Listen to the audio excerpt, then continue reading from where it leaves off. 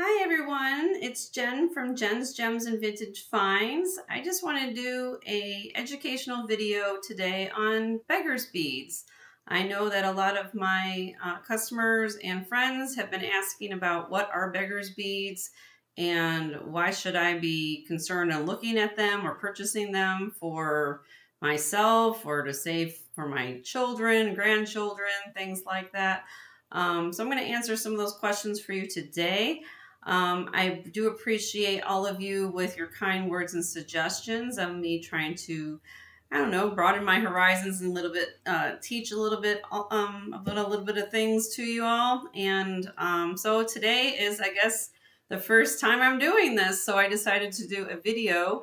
And I have to my left here some examples of beggars beads and the differences in size and value and things like that. So hopefully, this will answer a lot of your questions, and if it's something that you are interested in, I will be having some of these for sale later on my show next week on Tuesday. So please reach out if you have any questions, and there we go. So a little bit about me, for those of you who don't know, I did go to the Gemological Institute of America in 1994, and I have a graduate gemologist degree, and I also have gone to school to work full-time in the hospital.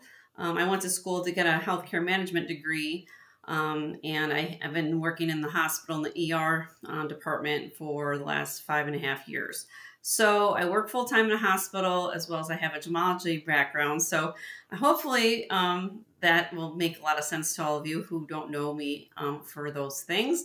But today we're going to talk about beggars beads. So what beggars beads are, they are a type of jewelry that were made by locals, usually around trader posts around, could be the southern region of the United States, somewhere in Mexico / Texas, Arizona.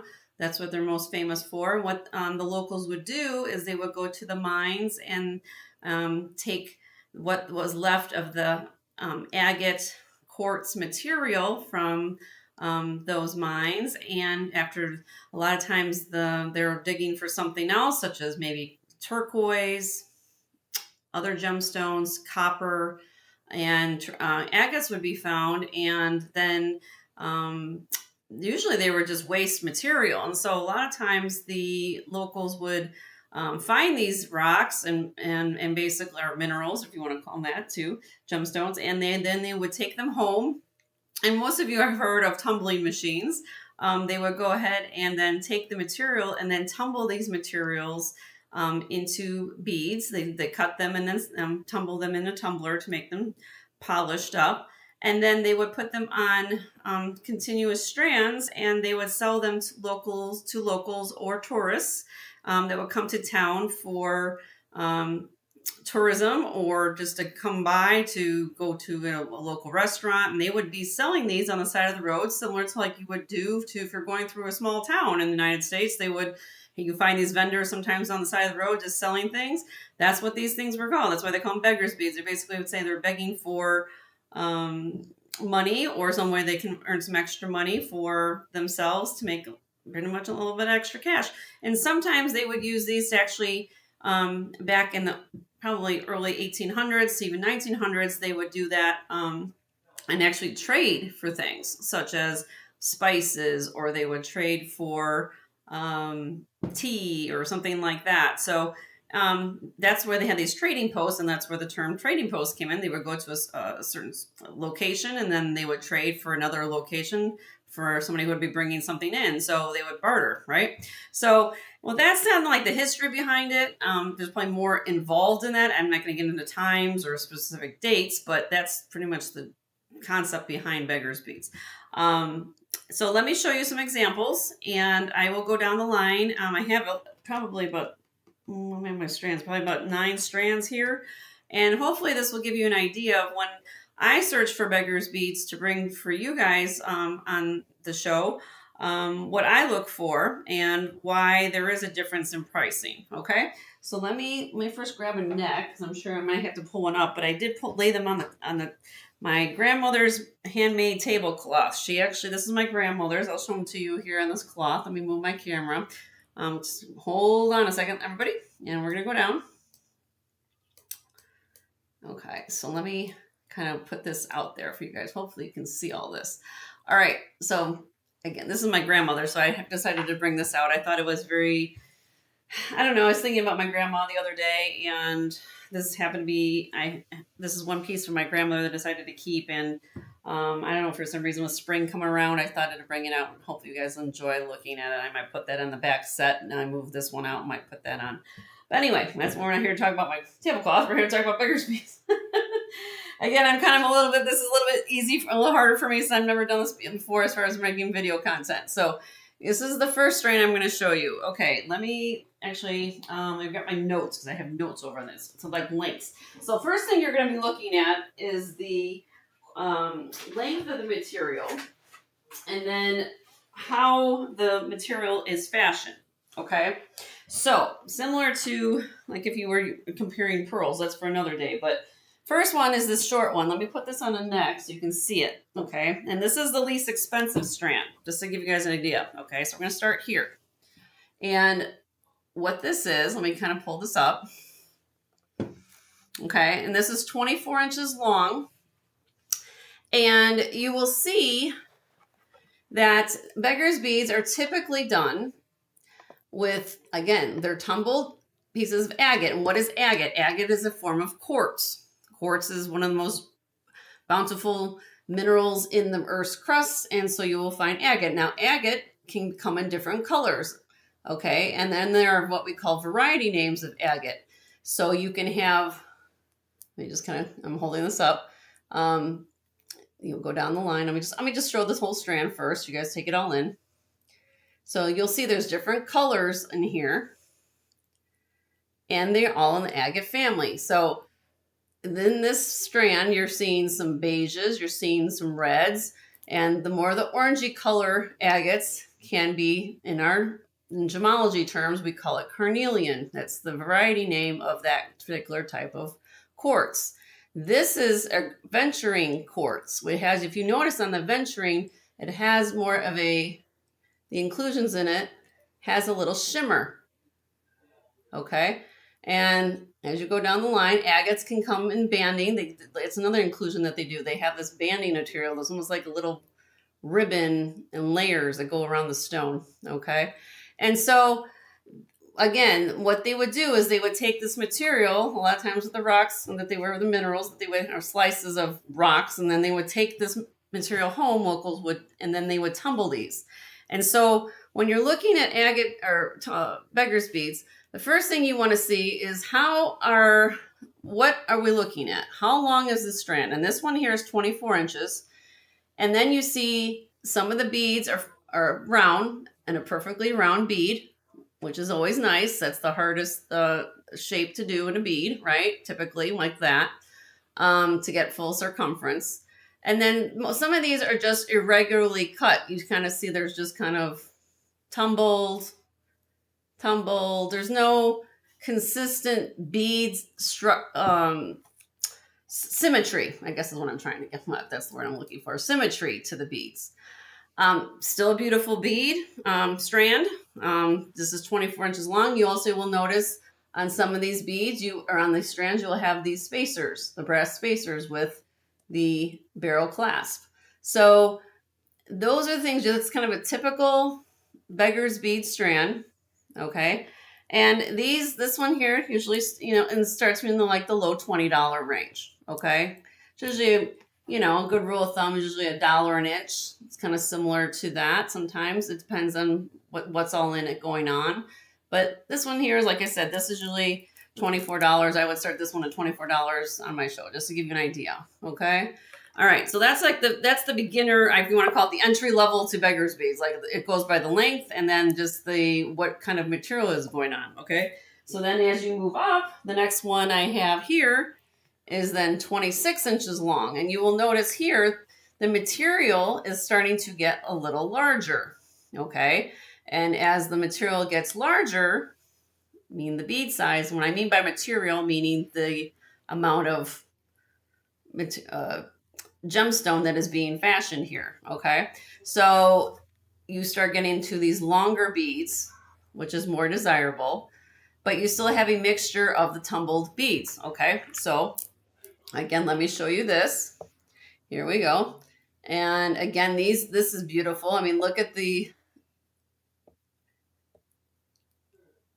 transparent to semi-transparent agates banding. Again, aventurine. And then you get into these, and again, you see how the beads are getting a little bit bigger, okay? So then we get down here, and now we have these almost like I call a barrel cut. Not perfectly done, though. I mean, I'm not saying there's nothing in nature that's perfect, but I want to show you some more examples in a little bit that might really see how they acted out of the park on these, okay? But again, this is 26 inches long. Now, this probably... I would sell this one for about $34. This would be a starting bid of my show, about $34. Give you an idea, okay? Number 3, and that is 26 inches long. This is this. And here we go. Now we're going back to kind of the nugget, but again, now we're going longer. See how we're going longer. And these can go long, long, long. I've seen them up to... ones I think I have today are, I think, up to 54 inches long, but I haven't seen longer than that. Okay, so again, here we go. Sorry about the focus. I'm trying to show this for you. They usually have these barrel clasps. Moving down.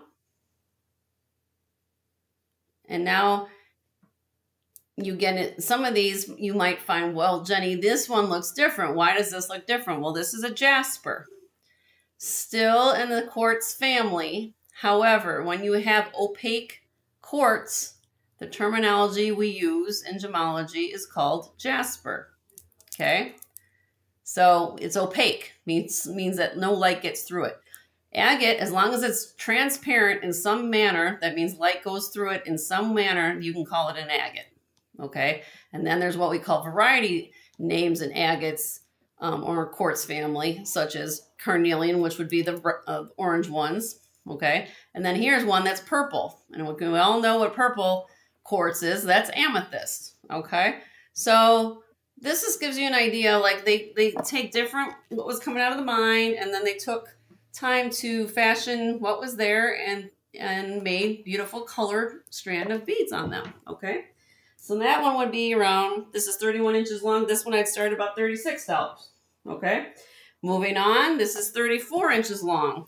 Now, as I move up the scale here, I want to keep just showing you guys. So why I'm showing you all these, because I want to show you the differences in how they're priced and what I'm looking for. Give me 1 second here. All right, here we go. You see the materials getting a little bigger. And again, a lot of it's on color scheme too. So this is really pretty. It's more of the fall colors. I call this almost like a fall color Beggars bead. It has more black in it, like the onyx, and then to the light to the dark. So almost I call this almost a seasonal. You can wear this in the spring. You can wear it to the fall. And that one would be about $42. All right, moving on.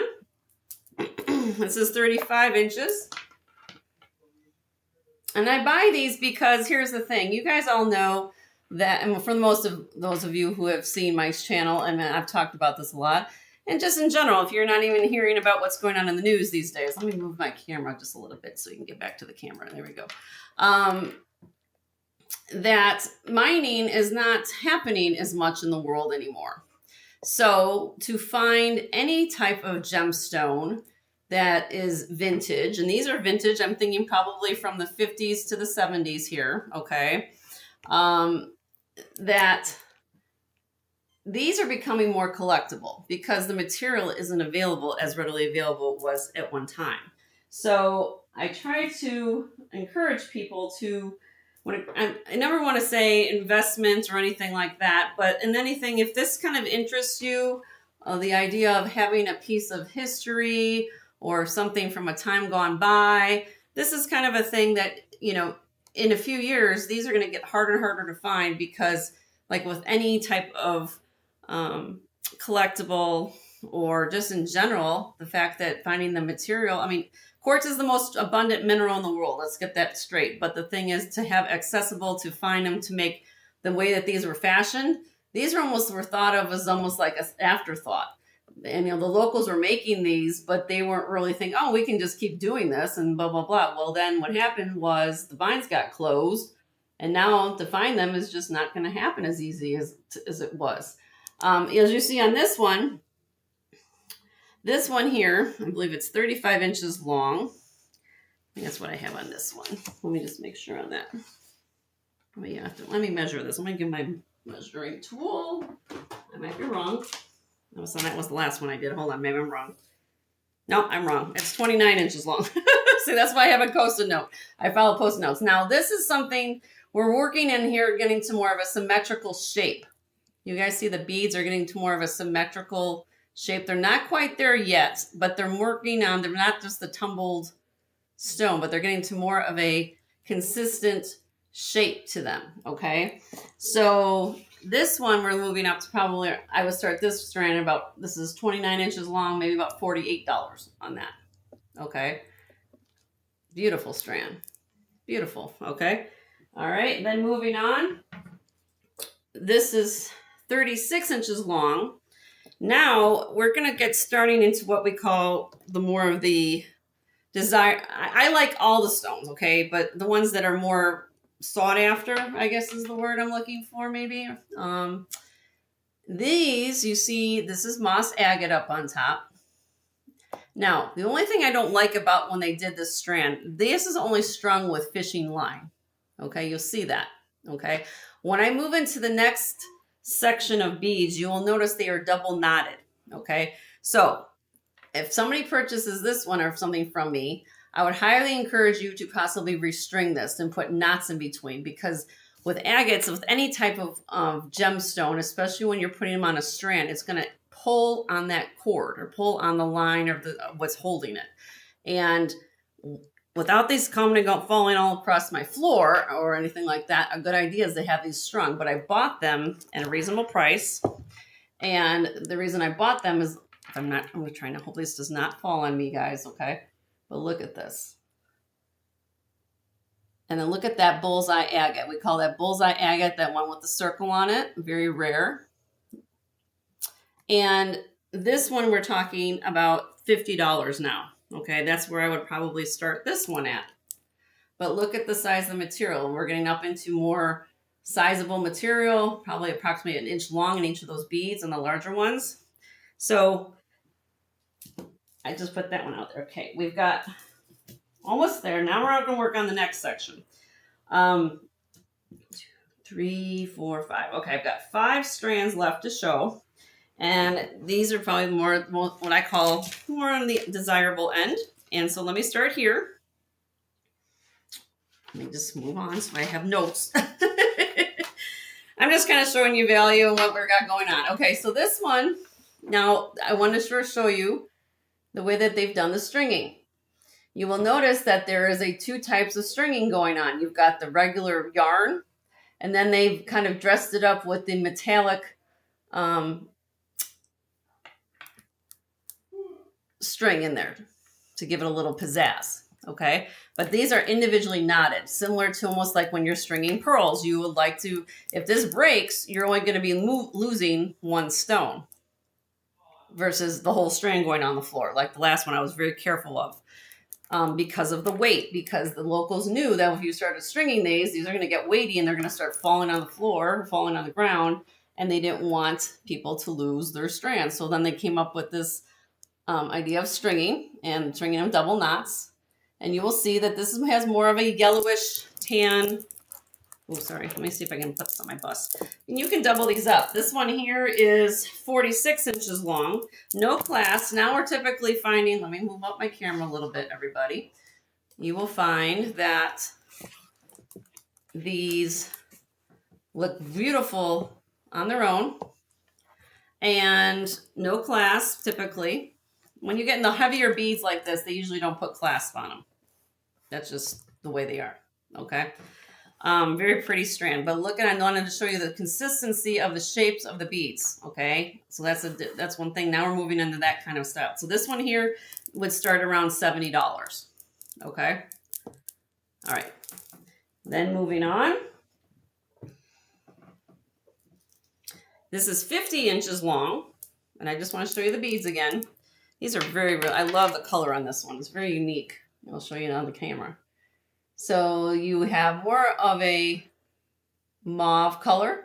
You have then more of a bloodstone. And bloodstone is actually an agate. And bloodstone it's black. It has a green background with red spots. You will notice that. Again, look at the knotting. They took some more tan knotting with the metallic yarn or wire. No, it's not wire, it's actually string, metallic string.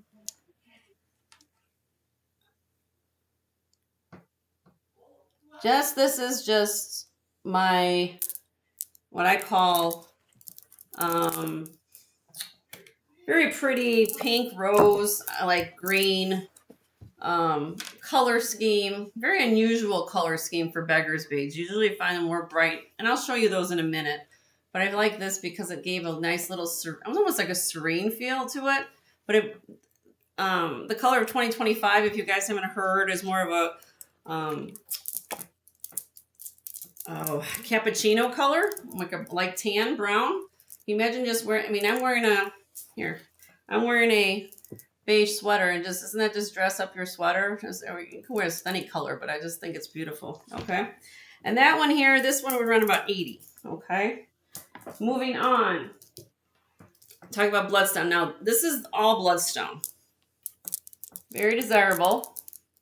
There, you like it or you don't, but the fact that it's all bloodstone, and bloodstone, if you're not familiar with that type of agate, was made famous in Scotland. They did a lot of Victorian jewelry made out of bloodstone. It is the national gemstone for Scotland, and very desirable. A lot of people who love Victorian jewelry know about bloodstone. Has a lot of history. It's been around for a long, long time. So this one here is 50 inches long, and again, I would probably start this one around $80. Okay. Moving on, I got 2 strands left, and they're very similar, just different lengths. Okay. Now we're talking on 52 inches. And this is what most of you guys are familiar with. And here we go with all multicolored color schemes. But again, look at the amount of material on these beads that are being cut and fashioned, okay? And you go down. And some of them are a little smaller. I mean, this one's I've never graduated, but look at these agates though. I mean, they're like phenomenal. Okay? You go down here and they're all different colors. Okay? And again, I'll put them on the bust so you can see them. And I put them out here because, again, if you want to mix and match, if you want to put the shorter strand on with the longer strand, you can do that. Let me start to do this. Lap it around. I just wanted to show you because I think that some people are like, well, Jenny, if it's so bountiful and plentiful, why is it rare? Well, because, again, remember that mines are not typically open to public as much as they were back in the day. They put a lot of restrictions on what material and what mining sanctions are now. So to make these or to find them, yeah, you're going to be finding all the vintage pieces. But back in the day, yes, you probably could find these everywhere. But now, because of that, everyone just said, oh, well, whatever. I don't really think about that too much. Well, now what's used to be plentiful is now what people are desiring. So I use it. This is Mother Nature's beautiful work at its best. And somebody decided to say, you know what, I'm going to show Mother Nature's work at its best by cutting these stones and putting them in wonderful jewelry pieces. All right, so then this one is 52 inches long. This one I would start at 80, just to let you know. And then the longest one I have, you guys, is this one. It's 54 inches long. 54 inches long is this one here. Let me start at the top. Okay, but again, look at the beads and look at the size of the beads and how the stones are and what's going on with the matrix. We call that in gemology terms matrix, okay? Moving down. banding. So you got the carnelians, you got the multi-banded agates, you've got this venturine, and then down here,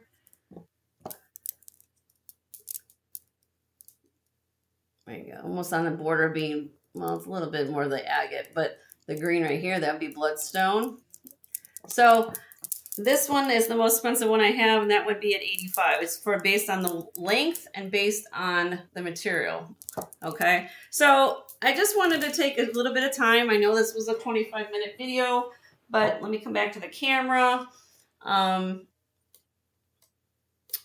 say thank you for watching my video today. If you're interested in any of these strands, again, I just did more of an educational video, but these are strands that I am selling as well. So I just wanted to take time so I can explain it all to you. I want to take up show time when I'm actually showing them online on live sale. But that way you guys get an idea. So when I go out shopping or hunting for these things, that you guys have an idea, well, why is we're going from a $20 piece, which is like this, up to the Big Mama. Here, let me show them side by side. That might be helpful. Let me put them on a net. Maybe I didn't think about it. See, I'm not even thinking about the itinerary here, guys, so give me a minute. So we're talking about the $24 piece up to the $80 piece. 85, excuse me, 85. So, but yeah, but you could still stack them and layer them. They still look wonderful together, but look at the size of the bead difference, okay? So it's all about quality. It's all about the knotting. It's about how much material is being used. So I just thought I'd come on and again explain all that to you. And they're beautiful. I mean, they're just beautiful. And even I put two together there. So even that looks beautiful the way it's done. Okay. So I do thank all of you for watching my video today. If you did enjoy this video and you'd like me to do some more on some other topics, I'm going to try to do that more in the future and see how that all goes. But again, I'm Jen from Jen's Gems and Vintage Finds. If you love this video, please don't forget to hit the thumbs up. Please leave me a positive comment, or hopefully not a negative comment, but I will try my best to explain more. And hopefully you guys have a wonderful evening. And if you're interested in purchasing any of these items, these will be, I usually do my live sales on Tuesday afternoons at 1 p.m. Central. And you always can send me an email at jensgemsfinds@gmail.com. jensgemsfinds@gmail.com. And I'd be happy to answer any questions for you. But in that case, I hope you all have a great night. Thank you for tuning in and watching my video. Thank you.